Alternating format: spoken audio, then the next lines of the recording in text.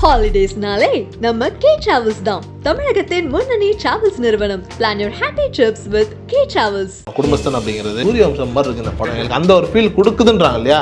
ஒரு படம் சூரியவம்சம் அப்படிங்கிற அந்த கேட்டகரிக்குள்ள வந்து மக்கள் ரசிக்கிறாங்கன்றது மிகப்பெரிய விஷயம். ஏன்னா சூரியவம்சம் இன்னைக்கு நீங்க கேட்டிவில போய் பாத்தீங்கன்னா 100 தடவை போட்டுட்டு இருப்பான், 120 தடவை போட்டாலும் நீங்கள் நானும் பார்ப்போம், கண்டிப்பா பார்ப்போம். ஏன்னா அந்த ஒரு ஃபீல் அண்ட் கனெக்ட், அந்த சலிப்பு தட்டாத ஒரு திரைக்கதை இருக்குல்ல, அது ரொம்ப ரேரா அமையக்கூடிய விஷயம். எல்லாருக்குமே பிடிச்ச பக்கத்து பையன் மாதிரி ரொம்ப சில பேர் தான் இருப்பாங்க. அந்த ஒரு ஆள் தான் மணிகண்டன். மணிகண்டனுக்கு வந்துட்டு அந்த ஒரு ஃபீல் இருக்கும். நீங்க பாத்தீங்கன்னா குட் நைட்டா இருக்கட்டும், இப்போ இந்த படமா இருக்கட்டும், ஒவ்வொரு இடத்துலையுமே மணிகண்டனுடைய பர்ஃபார்மன்ஸ் வந்துட்டு உங்களை வந்து நம்ம படமா இருக்குல்ல, நம்ம வீட்டு, அதாவது பாசிட்டிவ் ரிவ்யூவே குடிக்காத ரிவ்யூவர்ஸ் எல்லாம் பாசிட்டிவ் ரிவ்யூ கொடுக்குற மாதிரியான ஒரு நிலையில் இந்த படம் வந்திருக்குங்கிறது வந்துட்டு அது மணிகண்டனுடைய பிரில்லியன்ஸ் அண்ட் அந்த டீமுடைய பிரில்லியன்ஸ். இமேஜ் இல்லைன்னு சொல்றதே ஒரு இமேஜ் தான். ஆமா நிச்சயமா. ஆனா மணிகண்டன் மாதிரியான ஆட்கள் என்ன சொன்னாங்க அப்படின்னா, நான் இமேஜ் வச்சுக்கிறது இல்லை, நான் இமேஜ் பின்னாடி போறது இல்லைன்னு. ஆனா இங்க இருக்கக்கூடிய எல்லா நடிகருக்கும் ஒரு இமேஜ் இருக்கு. அந்த இமேஜ் என்ன அப்படின்னா, மக்கள் அவங்களை எப்படி பாக்குறாங்க அப்படிங்கிற அந்த ஒரு இமேஜ். அந்த இமேஜ் மணிகண்டனுக்கு பியூட்டிஃபுல்லாவே அமைஞ்சிருக்கு. ஒவ்வொரு நடிகனுக்குமே ஒரு இமேஜ் இருக்கு. ஒரு செட் ஆஃப் ஆடியன்ஸ் வந்துட்டு அவரை ரசிச்சுக்கிட்டே இருப்பாங்க இல்லையா. அதை மீறி நீங்கள் ரொம்பலாம் பண்ணிட முடியாது. அதை மீறி நீங்கள் பண்ணீங்க அப்படின்னா உங்கள் கெரியரே கேள்விக்குறி ஆகிறதுக்கான வாய்ப்புகள் நிறைய உண்டு. ஆரம்ப காலத்திலிருந்தே வந்துட்டு அஜித்துக்கு இருக்கக்கூடிய இமேஜ் வந்துட்டு வேறு, அதனால் அவர் சீக்கிரமாக ஆக்ஷன் ஹீரோவை ஏற்றுக்கிட்டாங்க. ஆனால் விஜயை ரொம்ப வருஷம் கழிச்சு திருமலையில் தான் ஏற்றுக்கிட்டாங்க. அதுக்கப்புறம் தான் ஒரு ஆக்ஷனே பண்ண ஆரம்பிக்கிறார். அதாவது ஆக்ஷன் ஹீரோவாக ஃபுல் ஃப்ளெஷ்டாக இருக்கார்.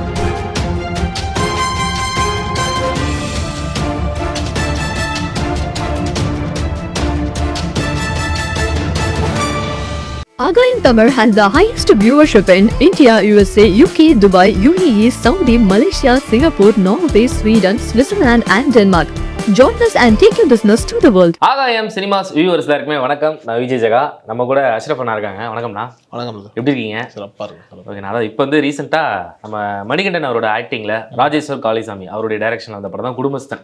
படையை கிளப்பிட்டு இருக்கு. குடும்பமாக போய் தேட்டரில் பார்த்து எல்லாருமே செம்மையாக என்ஜாய் பண்ணிட்டு இருக்காங்க. ஸோ இன்னைக்கு இதுதான் ஒரு டாப்பிக்காக பேசணும் அப்படின்னு ஆசைப்படுறேன். ஏன்னா இப்போ ரீசெண்ட் டேஸில் வந்து நிறைய ஆக்ஷன் பிளாக் படமாக வருது, த்ரில்லர் மூவிஸாக வருது.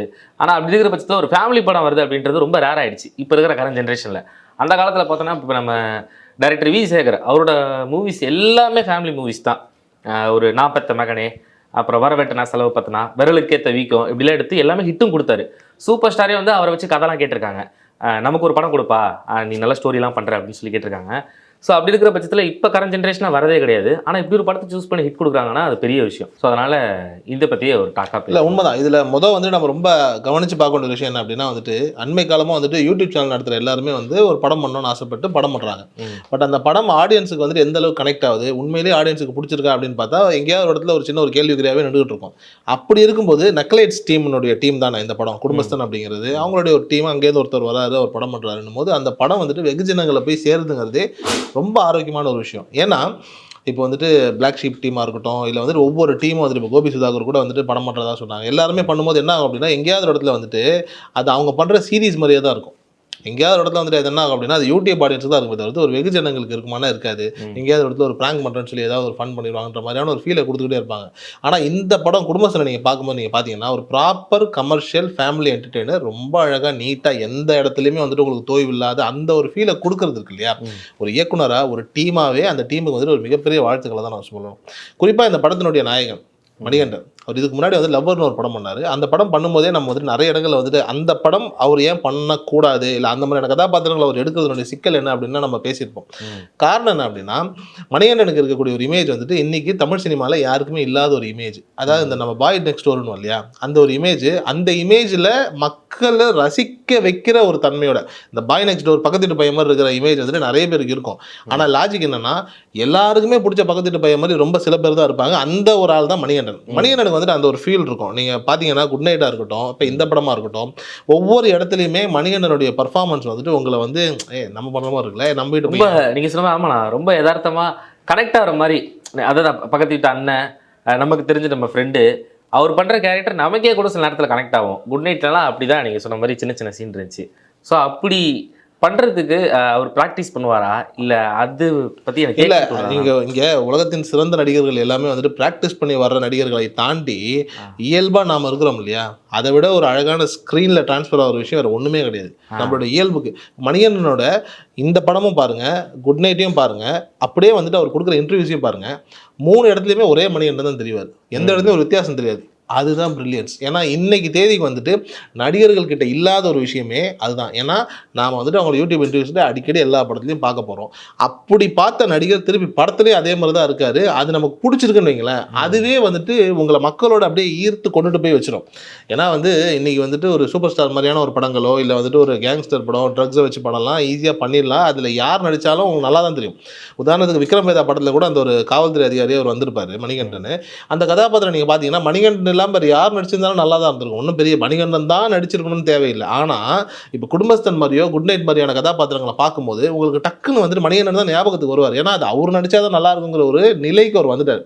ஒரு சின்ன உதாரணம், குட் நைட் படத்தில் கூட அந்த நாய் வந்துட்டு அந்த செருப்பு எடுத்துக்கிட்டே போகும்போது டக்குன்னு தூக்கி ஏதோ ஒன்று பண்ணிட்டு இருக்கோம், அந்த செருப்பை தூக்கி நாய் மேலே அடிக்கிறேன்னு சொல்லிட்டு கடைசியில் ஹீரோயின் மேலே அடிச்சிடுவார். அடிச்சுட்டு அவர் கொடுக்குற ரியாக்ஷனு, ஹீரோயின் அவரை பார்க்கும்போது அவர் வந்துட்டு பதறது, உடனே வந்துட்டு இந்த ஒரு இது இருக்கு இல்லையா, இது நீங்கள் ஜஸ்ட் கற்பனை பண்ணி பாருங்களேன். இதை வந்துட்டு சிம்புவோ வேறு யார் பண்ணியிருந்தாலும் நமக்கு என்ன ஆகும் அப்படின்னா வந்துட்டு அவ்வளோ டக்குன்னு கரெக்டாக ஏதோ ஒரு விதத்தில் வந்துட்டு இது பண்ணும்போது வந்துட்டு இப்போ நம்மளும் அப்படி தான் பண்ணியிருப்போங்கிற ஒரு ஃபீல் நமக்கு வரும். இந்த இமேஜ் வந்துட்டு மணிகண்டனுக்கு ரொம்ப பெரிய ஒரு ப்ளஸ். ஆனால் மணிகண்டன் மாதிரியான ஆட்கள் என்ன சொல்லுவாங்க அப்படின்னா, நான் இமேஜ் வச்சுக்கிறது இல்லை, நான் இமேஜ் பின்னாடி போகிறது இல்லைன்னு. ஆனால் இங்கே இருக்கக்கூடிய எல்லா நடிகருக்கும் ஒரு இமேஜ் இருக்குது. அந்த இமேஜ் என்ன அப்படின்னா, மக்கள் அவங்களை எப்படி பார்க்குறாங்க அப்படிங்கிற அந்த ஒரு இமேஜ். அந்த இமேஜ் மணிகண்டனுக்கு பியூட்டிஃபுல்லாகவே அமைஞ்சிருக்கு. அதனால தான் அவர் லவர் மாதிரியான படங்கள் பண்ணும்போது என்ன ஆகுது அப்படின்னா, அது மக்கள்கிட்ட போய் டக்குன்னு சேர மாட்டேங்குது. ஏன்னா அவருக்கு ஒரு குடும்ப ஆடியன்ஸ் வந்து செட் பண்ணிட்டார். அவர் தெரிஞ்சோ தெரியாமலோ அவருக்கு வந்துட்டு மக்கள் வந்துட்டு அவர் வந்து நம்ம வீட்டில் ஒரு பையனாக பார்க்குறாங்க. அந்த ஒரு நீட்சியாக தான் இந்த குடும்பஸ்தன், பேரே குடும்பஸ்தன் பாருங்களேன், கரெக்டாக வச்சுட்டாங்க. அந்த ஒரு ஃபீல் இருக்குல்ல, அது வந்துட்டு மக்களை வந்துட்டு இந்த படத்தை அப்படியே டக்குன்னு இழுத்து மணிகண்டன் படம்பா குடும்பத்தினர் வச்சுருக்காங்க, ட்ரெய்லர் பார்க்குற காமெடியாக இருக்குது, நமக்கு கனெக்ட் ஆகுன்ற மாதிரி கனெக்ட் ஆகும்னு நினச்சாங்க. இன்றைக்கி எல்லாருமே பாசிட்டிவ் ரிவ்யூஸ் கொடுக்குறாங்க, மக்கள் அதை ரசிக்கிறாங்க. அதாவது பாசிட்டிவ் ரிவ்யூவே கொடுக்காத ரிவ்யூவர்ஸ் எல்லாம் பாசிட்டிவ் ரிவ்யூ கொடுக்குற மாதிரியான ஒரு நிலையில் இந்த படம் வந்திருக்குங்கிறது வந்துட்டு அது மணிகண்டனுடைய பிரில்லியன்ஸ் அண்ட் அந்த டீமுடைய பிரில்லியன்ஸ் தான். இமேஜ் இல்லைன்னு சொல்கிறதே ஒரு இமேஜ் தான். ஆமாம், நிச்சயமாக ஃபாலோ பண்ணிட்டு வராங்க. நிச்சயமா. இப்போ விஜய் சேதுபதி எடுத்துக்கோங்களேன், நான் எதுவுமே இமேஜ் இல்லைன்னு அதுதான் இமேஜ். அவருடைய இமேஜே அதுதான். இப்போ சிவகார்த்திகேயனுக்கு வந்துட்டு விஜய் மாதிரியான ஒரு இமேஜ் இருக்குது அப்படின்னா, விஜய் சேதுபதிக்கு வந்துட்டு இமேஜே இல்லாத ஒரு இமேஜ் இருக்குது. அந்த இமேஜ் என்ன அப்படின்னா, அவர் என்ன வேணாலும் பண்ணுவாருங்கிற இமேஜ், எப்படி பண்ணாலும் மக்களுக்கு வந்துட்டு அவர் நல்லா பண்ணாதான் பிடிக்குங்கிற இமேஜ். இதுவும் இமேஜ் தான். ஆனால் அவங்க இமேஜ் இல்லைன்னு சொல்லுவாங்க. அது மக்கள் வந்துட்டு மக்களுக்கு தெரியும், தம்பி நீங்கள் இமேஜோட தான் இருக்கீங்க, எங்களுக்கு நீங்கள் இப்படி தான் இப்போ உதாரணத்துக்கு வந்துட்டு விஜய் சேதுபதியே வந்துட்டு இமேஜ் இருக்கிறதுனால மக்கள் வந்துட்டு அவரை வந்து ஒரு விதத்தில் ரசிப்பாங்க. அவரே வந்துட்டு நம்ம கலாச்சாரத்துக்கு முரணான இல்லை நம்மளோட சட்டத்திட்டங்களுக்கு ரொம்ப முரணான ஒரு கதாபாத்திரம் ஏதாவது ஒன்று பண்ணுறாருன்னு வைங்களேன், அதை மக்கள் அக்செப்ட் பண்ண மாட்டாங்க. ஃபார் எக்ஸாம்பிள் வந்துட்டு இப்போ காதலிக்க நேரமில்லைன்னு ஒரு படம், அந்த படத்தினுடைய கிளைமேக்ஸில் வந்துட்டு ஒரு விதமான ஒரு காட்சி ஒன்று வரும். அது சரி தவறுங்கிறதெல்லாம் அவங்களுடைய விருப்பத்துக்கு உட்படுத்துன்னு வைங்களேன். ஆனால் அந்த கதாபாத்திரத்தில் வினய் நடிச்சிருந்தார் இல்லையா, அதே இடத்துல வந்துட்டு விஜய் சேதுபதி நடிச்சிருந்தார் அப்படின்னா அவர் மக்கள் அக்செப்ட் பண்ண மாட்டாங்க. அந்த படத்தை வந்துட்டு மக்கள் அக்செப்ட் பண்ண மாட்டாங்க. ஏன் அக்செப்ட் பண்ண மாட்டாங்க அப்படின்னா, உடனே விஜய் சேதுபதி சொல்லுவாங்க, நான் சாதாரண நடிகன் தானே, நான் என்ன கேரக்டர் வேணாலும் பண்ணலாம் அப்படின்னு. அப்படி கிடையாது. அவருக்கு இமேஜே இல்லை, ஆனால் இருந்தாலும் மக்கள் அவரை விரும்பக்கூடிய இடத்துல ஒரு இமேஜை வச்சு கொடுத்துட்டாங்க. ஓகே, ஸோ அவர் அதை பண்ணாருன்னா என்ன ஆகும் அப்படின்னா, மக்கள் கொஞ்சம் என்ன அப்படின்ற மாதிரியான ஒரு நெருடலுக்குள்ள வருவாங்க. ஏன்னா அது எல்லாருமே பண்ணக்கூடிய கதாபாத்திரமா இல்லை வினய் பண்ண கதாபாத்திரம். அந்த மாதிரி தான் ஒவ்வொரு நடிகனுக்குமே ஒரு இமேஜ் இருக்கு, ஒரு செட் ஆஃப் ஆடியன்ஸ் வந்துட்டு அவரை ரசிச்சுக்கிட்டே இருப்பாங்க இல்லையா. அதை மீறி நீங்கள் ரொம்பலாம் பண்ணிட முடியாது. அதை மீறி நீங்கள் பண்ணீங்க அப்படின்னா உங்கள் கெரியரே கேள்விக்குறி ஆகிறதுக்கான வாய்ப்புகள் நிறைய உண்டு. நல்ல உதாரணம் சொல்லணும் அப்படின்னா, இப்போ மணிகண்டனுக்கு இருக்கக்கூடிய ஃபேஸ் வந்துட்டு இன்னும் ஒரு 2-3 வருஷத்துக்கு வந்துட்டு அவர் இந்த மாதிரியான படங்கள், இது பார்க்கிங் மாதிரியான படங்களும் அவர் பண்ணலாம். இந்த மீட்டரில் இருக்கக்கூடிய படங்கள் அவர் எவ்வளோ பண்ணிக்கிட்டே இருக்கிறாரோ மக்கள் வந்துட்டு அவரை ரசிக்க ஆரம்பித்து ஒரு கட்டத்துக்கு மேலே ஒரு ஆக்ஷன் ட்ரை பண்ணலாம், மேபி வித்தியாசங்கள் ட்ரை பண்ணலாம், அது ஒரு கட்டத்தை தாண்டி போகலான்னு வைங்களேன். இன்றைக்கே நாளைக்கு ஒரு படம் திடீர்னு வந்துட்டு பக்காவாக சிலம்பாட்டம் மாதிரி ஒரு படம் பண்ணுறாருன்னு வச்சுக்கோங்களேன். யோசிச்சு பாருங்க, நீங்கள் கற்பனையில் கொண்டு வாங்க, சிலம்பாட்டம் படத்தில் மணிகண்டன் செட்டே ஆகல, நமக்கு அடாப்ட் ஆகாது. ஏன்னா ஆகவே ஆகாது. ஏன்னா சிக்கலே அதுதான். இவங்க வந்துட்டு டைம் ஆகும். இந்த மாதிரியான நடிகர்கள் வந்துட்டு குடும்பங்கள் கொண்டாடக்கூடிய நடிகர்கள் வந்துட்டு ஸ்டாராக, அதாவது வந்துட்டு ஆக்ஷன் ஹீரோ ஸ்டாராக மாறுறதுக்கு நேரம் ஆகும். நல்ல உதாரணம் வந்துட்டு நீங்கள் விஜயையும் அஜித்தையும் வந்துட்டு ஒப்பிட்டு பார்க்கலாம். அஜித் வந்துட்டு விஜய்க்கு முன்னாடியே ஆக்ஷன் ஹீரோவாக மாறினவர். அமர்கலம் படம் பண்ணுறாரு, பெரிய ஹிட் ஆகுது. அந்த படம் வந்து அவருடைய 25வது படம், மிகப்பெரிய ஒரு வெற்றி அடையுது. எல்லாமே நடக்குது. தீனா வரைக்கும் வர்றாரு. தீனா வந்து பிளாக் பஸ்டர் கொடுக்குறாரு. ஆனால் அந்த டைம்லேயும் விஜய் வந்துட்டு ஃப்ரெண்ட்ஸ் தான் பண்ணுறாரு, ஒரு ஃபேமிலி படம் தான் பண்ணுறாரு. ஏன்னா அவரால் குடும்பங்கள் கொண்டாடும் அந்த ஹீரோங்கிறதுலேருந்து தாண்டி ஒரு ஆக்ஷன் ஹீரோவாக மாறுவதற்கான டைம்ன்றது இருக்கு இல்லையா. ஏன்னா மக்கள் ஈஸியாக ஏற்றுக்க மாட்டாங்க. ஏன்னா அஜித் அவர்களுக்கு அந்த ஃபேமிலி ஆடியன்ஸுங்கிறது வந்துட்டு ரொம்ப குறைவு தான் ஆரம்ப காலத்துலேருந்தே. இன்னைக்கு நிறைய பேர் வந்திருந்தா கூட ஆரம்ப காலத்துலேருந்தே வந்துட்டு அஜித்துக்கு இருக்கக்கூடிய இமேஜ் வந்துட்டு வேற. அதனால் அவர் சீக்கிரமாக ஆக்ஷன் ஹீரோவை ஏற்றுக்கிட்டாங்க. ஆனால் விஜயை ரொம்ப வருஷம் கழிச்சு திருமலையில தான் ஏத்துக்கிட்டாங்க. அதுக்கப்புறம் தான் ஒரு ஆக்ஷனே பண்ண ஆரம்பிக்கிறாரு. அதாவது ஆக்ஷன் ஹீரோவா ஃபுல் ஃப்ளெஷ்டா இருக்காரு. மணிகண்டனுக்கு ஆல்மோஸ்ட் நீங்க நல்லா பாத்தீங்கன்னா ஒரு சாஃப்டா, இப்போ ஒண்ணும் இல்லை, பூவே உனக்காகனு ஒரு படம், அதை மணிகண்டன் பண்ணா நீங்க அக்செப்ட் பண்ணுவீங்கல்ல? பூவே உனக்காக விஜயோட படம் மணிகண்டன் பண்ணாருன்னா நீ அக்செப்ட் பண்ணுவீங்க. நம்ம வீட்டு பையன் லவ்வுக்காக விட்டு கொடுத்துட்டாங்க, நம்ம அக்செப்ட் பண்ணிப்போம். அதே படத்தை நீங்க சிம்பு பண்ணா ஏத்துப்பீங்களா? மன்மதன் பார்த்துட்டோம், வல்லவன் பார்த்துட்டோம், என்ன தலைவா இதெல்லாம் விட்டுட்டு வர நீ போ தலைவான்னு நம்ம சொல்லுவோம் இல்லையா? இறங்கி அடிச்சா வேலைக்கு. இதுதான் இந்த இமேஜ். ஸோ இப்படிப்பட்ட ஒரு இமேஜ் தான் சிம்புவுக்கும் மணிகண்டனுக்குமான வித்தியாசம். அந்த இமேஜ் தான் ஆல்மோஸ்ட் வந்து விஜய்க்கும் அஜித்துக்குமான வித்தியாசமே. ஸோ மணிகண்டனுக்கு ஒரு ரொம்ப அழகான அந்த குடும்பஸ்தன் அப்படிங்கிற அந்த ஒரு பியூட்டிஃபுல்லான ஒரு இமேஜ் இருக்கு இல்லையா? அதை வச்சு அவருடைய கெரியரில் இந்தந்த மாதிரியான படங்கள், இப்போ முகவரி மாதிரியான படங்கள்லாம் எடுத்து பண்ணுறது, ஒரு தோத்த மியூசிக் டைரக்டர், ஒரு குடும்பத்துக்காக இப்படி ஒவ்வொன்றா அந்த மனுஷன் பண்ண ஒரு டைம்ல அவருக்கு வந்துட்டு ஒரு ஆக்ஷன் செட் ஆகலாம், ஒரு டைம்ல அவருக்கு வந்துட்டு ஒரு வித்தியாசமான படங்கள் வந்துட்டு கை கொடுக்கலாம். அங்கிருந்து அவரோட கெரியரை மாத்தலாமே தவிர்த்து இன்னைக்கே ஒரு லவ்வர் மாதிரியான படங்களை பண்ணி மக்கள் கிட்ட வந்துட்டு ஒரு அவர்ஷனான ஒரு நிலையை கொண்டுட்டு வரணுங்கிற தேவையில்லை. ஓகே. பட் ஆனால் இப்போ இன்னும் கொஞ்சம் வருஷத்துக்கு இந்த குடும்ப படங்கள் மாதிரியான மூவிஸை வந்து அவர் செலக்ட் பண்ணா கொஞ்சம் டிராவல் பண்ணலாம் அப்படின்ற மாதிரி. இல்லை, நிச்சயமா அப்படிதான் அவர் பண்ணியே ஆகணும். என்ன காரணம் அப்படின்னா, இப்போ மதகஜராஜான்னு ஒரு படம் 12 வருஷத்துக்கு முன்னாடி ரிலீஸ் ஆக வேண்டிய படம் இன்னைக்கு வருது, படம் ஓடுது. காரணம் என்ன அப்படின்னா, சந்தானத்தினுடைய காமெடி நாங்கள் மிஸ் பண்ணுறோம். நல்ல காமெடி படம் இல்லை, நல்ல ஃபேமிலி என்டர்டெய்னர் இல்லை, நல்ல வந்து ஜனரஞ்சகமான படம் இல்லை. ஃபேமிலி என்டர்டெய்னர் மதகஜராஜா ஓகே, அதை வேணா நம்ம விட்டுறோம்னு வச்சுக்கோங்களேன். பட் ஜனரஞ்சகமான ஒரு படம், ஆடியன்ஸ் வந்துட்டு தேட்டர் கொண்டு வந்து பார்க்க வைக்கிற படம் வந்துட்டு இல்லைன்ற மாதிரியான ஒரு ஏக்கம் தான் இந்த படத்தை மதகஜராஜாவை ஹிட் அடிக்க வைக்குது. ஆல்மோஸ்ட் அதே வெற்றிடம் தான் இன்னைக்கு குடும்ப படங்களுக்கு. இப்போ இந்த படத்தையும் நிறைய பேர் வெளில பார்த்துட்டு வந்து ஆல்மோஸ்ட் வந்துட்டு ஒரு மாடர்ன் சூரியவம்சம் பார்த்த மாதிரி இருக்கு குடும்பஸ்தன் படம் பார்க்கும்போது அப்படிங்கிற ஒரு ஃபீல் சொன்னாங்க. இப்போ நீங்க சூரியவம்சம் படத்தை நீங்க யோசிச்சு பாருங்க, பல வருஷமா வந்துட்டு பார்ட் 2 எடுக்கணும்னு சொல்லி ஆர்வி சௌத்ரி சாரும் சரத்குமார் சாரும் பேசிக்கிட்டே இருக்காங்க. ஆனா புதுசா வந்த ஒரு டீம் வந்துட்டு ஒரு படம் எடுக்குது, குடும்பஸ்தன் ஒரு படம், அது அவங்க எஸ்வி சேகர் படம் ஸ்டைல்ல கொண்டு வராங்க. ஆனா கடைசியில் ஆடியன்ஸ் வெளியில வந்துட்டு சூரியவம்சம் மாதிரி இருக்கு இந்த படம், அந்த ஒரு ஃபீல் கொடுக்குதுன்றாங்க இல்லையா?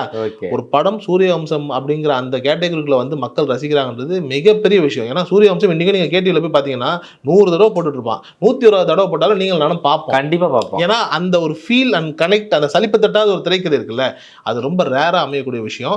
அது இன்னைக்கு தமிழ் சினிமாவில் வெற்றிடமா தான் இருக்கு. அந்த ஒரு கேப்பை வந்துட்டு ஃபில் பண்றதுக்கு இங்க ஆளே இல்ல. கண்டிப்பா இப்ப சரத்குமார் ஜெயிச்சா நம்மளே ஜெயிச்சிட்டோம்டா அப்படின்ற மாதிரி பார்த்து அந்த ஒரு ஃபீல் இருக்குல்ல, அது இவர் மாதிரி அந்த மணிகண்டன் மாதிரியான ஆட்களுக்கு அந்த இமேஜ் இருக்கு. ஸோ அதை ஒரு அழகா பயன்படுத்தி இப்படிப்பட்ட படங்கள் நல்ல யூடியூபர்ஸை கூட பண்ணலாம், ஒன்றும் பிரச்சனை இல்லை. நக்கலைட் டீம் ஹிட் ஆகுது, நல்ல டீமை கூப்பிட்டு வந்துட்டு உங்ககிட்ட இருக்கிற கதைகள் அதை வந்துட்டு அப்படியே அழகாக ஃபேமிலி ஓரியன்டாக கொண்டுட்டு வந்து என்னென்ன பண்ண முடியுங்கிற அந்த ஒரு கனெக்ட் இருக்குல்ல, அது வந்துட்டு மணிகண்டன் அந்த ஃபோக்கஸில் போனாருன்னா எனக்கு தெரிஞ்சு மணிகண்டன் அடுத்த ஒரு 5-10 வருஷத்துக்கு வந்துட்டு அவருக்குன்னு ஒரு ரூட் இருக்கும். அந்த ரூட்டில் வேறு யாருமே வர முடியாது. அவர் பாட்டுக்கு பண்ணிட்டு சாலில் ஹிட் கொடுத்துட்டு போயிட்டே இருக்கலாம். சூப்பர்ண்ணா. ஸோ அதான் ஒரு பெரிய கிளாரிஃபிகேஷனே கிடச்சிச்சு அப்படின்னு நினைக்கிறேன். ஏன்னா இப்போ இதுக்கப்புறம் வந்து அவர் எப்படி ட்ராவல் பண்ண போகிறாரு அப்படின்றதே நீங்கள் அழகாக சொல்லிட்டீங்க. அண்டு இதுக்கப்புறம் ஃபேமிலி மூவிஸ் நிறைய எக்ஸ்பெக்டேஷன் வந்து இருக்குமா மக்கள் மத்தியில் அப்படின்ற ஒரு கேள்வி இருக்குது. இல்லை, மக்களுக்கு எப்போவுமே வந்துட்டு குடும்ப படங்கள் மேலே ஒரு ஈர்ப்பு உண்டு. அது எதிர்பார்ப்புங்கிறத தாண்டி நம்ம தான் மக்கள்கிட்ட கொடுக்கணும். மக்கள்கிட்ட வந்துட்டு நம்ம ஒரு நல்ல குடும்ப படத்தை கொண்டு போய் கொடுக்குறோம் அப்படின்னா அது நல்லா இருந்துச்சுன்னா மக்கள் ஏற்றுப்பாங்க. ஒரு காதல் படம்ன்றது வந்துட்டு எதிர்பார்ப்புங்கிறதுலாம் இல்லை. ஏன்னா இன்னைக்கு இதுக்கு இன்னும் உலக அழிகிற வரைக்கும் காதலிக்கிற வந்துக்கிட்டு தான் இருக்க போகிறான். காதல் படம் வந்துக்கிட்டு தான் இருக்கும் போது அதை கொடுக்கும்போது அவங்க ரசிக்க தான் போகிறாங்கன்னு வச்சுக்கோங்களேன். ஸோ காதல் படம் எதிர்பார்க்குறாங்களான்னு நமக்கு தெரியாது. ஆனால் ஒரு படம் நல்ல காதலை அழகான ஒரு உணர்வை கடத்தி கொண்டு போகுது அப்படின்னா அந்த படம் என்றைக்குமே மக்களுக்கு பிடிக்கும். அதே மாதிரி தான் குடும்பன்றது இன்னும் எத்தனை ஆண்டு காலமானாலும் குடும்ப அமைப்புங்கிறது இந்தியாவுக்குள்ளே இருக்க தான் போகுது. அதுவும் நம்ம தமிழ் மக்களை பொறுத்த வரைக்கும் அந்த குடும்பமாக இருக்கிறது, பேசுறது, குடும்பமாகவே இல்லை அப்படின்னா கூட சார் நம்ம ஒரு காலத்தில் குடும்பமாக இருந்தோம்னு பார்க்கறதுக்காக இங்கே படம் வேணும். ஸோ அதுக்காகவாது நம்ம ஆளுங்க போய் அந்த குடும்பத்தோடு பார்க்கக்கூடிய அந்த ஒரு ஃபீலை வந்துட்டு என்ஜாய் தான் பண்ண போகிறாங்க. ஸோ அந்த மாதிரியான படங்கள் தமிழ் சினிமாவுக்கு தேவை. அந்த மாதிரி இந்த படம் குடும்பஸ்தன் வந்து ஒரு மிகப்பெரிய ஒரு வெற்றியை அடையுது. அதை வந்துட்டு குறிப்பாக எனக்கு ரொம்ப பிடிச்ச ஒரு விஷயம் என்ன அப்படின்னா, யாரெல்லாம் நெகட்டிவாக ரிவ்யூ கொடுக்கணும்னு நினைக்கிறாங்களோ நெகட்டிவாக கொடுக்கறதுக்கான ஒரு கேப்பே இல்லாமல் இந்த படத்தை பாராட்டுற அந்த ஒரு விதம் இருக்கு இல்லையா, அது இண்டஸ்ட்ரிக்கு மிகப்பெரிய ஒரு ஆரோக்கியமான விதமாக நான் பார்க்குறேன். ஓகேண்ணா, சூப்பர்ண்ணா. ஸோ இன்றைக்கி நிறைய விஷயம் குடும்பஸ்தன் படத்தை பற்றி இன்ட்ரெஸ்டிங்காக ஷேர் பண்ணிங்க. தேங்க்யூ ஸோ மச்ண்ணா. நன்றி. ஹாலிடேஸ்னாலே நம்ம கே டிராவல்ஸ் தான் தமிழகத்தின் முன்னணி டிராவல்ஸ் நிறுவனம். Plan your happy trips with K travels.